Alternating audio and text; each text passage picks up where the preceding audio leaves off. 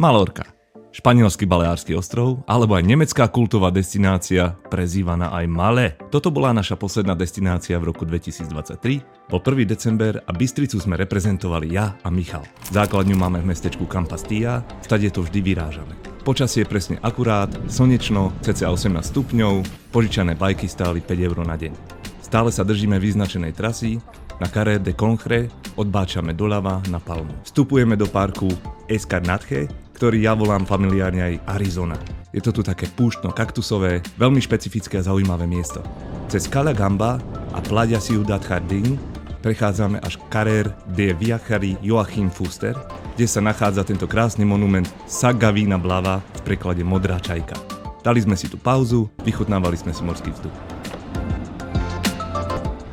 Pokračujeme po cyklotrase, stále smerom na západ, obchádzame ďalšie pláže a zátoky, až sa dostávame do predmestia, kde obdivujeme menší mestský prístav Es Portijo.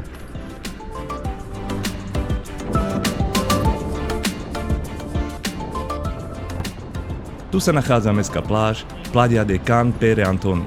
Zopár odvážlivcov tu aj plávalo, ostatní hrali beach volley, čo len tak obsedávali a užívali si slnečné lúče. V diaľke sa už týči pýcha palmy, gotická katedrála Bazilika Santa Maria de Mallorca.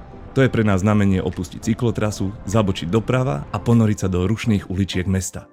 Tu cyklotrasy nie sú, tak treba opatrne.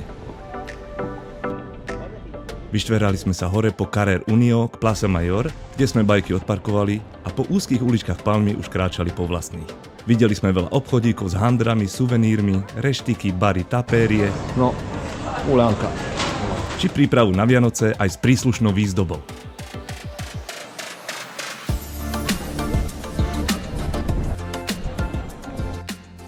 Malorská Plaza Mayor.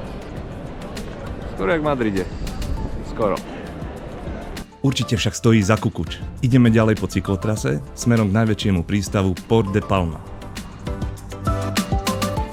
Scenéria je krásne palmičková, po pravej ruke vidíme gotickú budovu Llotja de Palma a múzeum Bastillo de Sant Pere. Po ľavej ruke sú za zástupy luxusných jácht od výmyslu sveta. No, také Monako. Hej, sap! Narazili sme aj na water hazard, no Michal bol nebojacný a pokoril ho. Aké sú tvoje pocity po tomto kaskadérskom výkone? Dával som pozor, aby tam nebolo nič hlboké.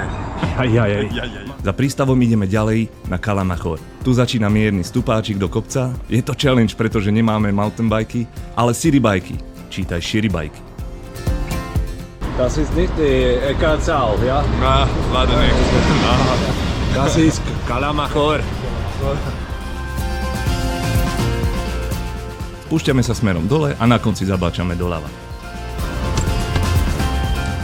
Cesta končí dole na pláži, kde zaparkujeme a naklušeme do miestneho beach baru. Spolu s čapovaným pivkom si užívame krásnu pláž a neskôr aj západ slnka. Naša druhá trasa na druhý deň bola opačným smerom na Es Arenal. Celý čas ideme po zdieľanej ceste pre autá a bajky. Po pravej strane je nádherný piesok a voda na pláži Playa de Palma. My sme sa chceli zahrať na toho nemeckého Malle turistu, tak sme dali Weissbier, vychutnali sme si miestnu pohostinnosť a následne aj západ slnka. V mestečku Arenal sme si ešte dali výhľad na zátoku z kopca. Na záver významná samolepka za odmenu do zbierky a to je všetko, prátelé. 3 noci sú ideálny priestor na spoznanie zátoky okolo hlavného mesta a nasaďte miestnej atmosféry. No a ako vraví šlágrista Mickey Kreuze, ale šajce, malé zupa.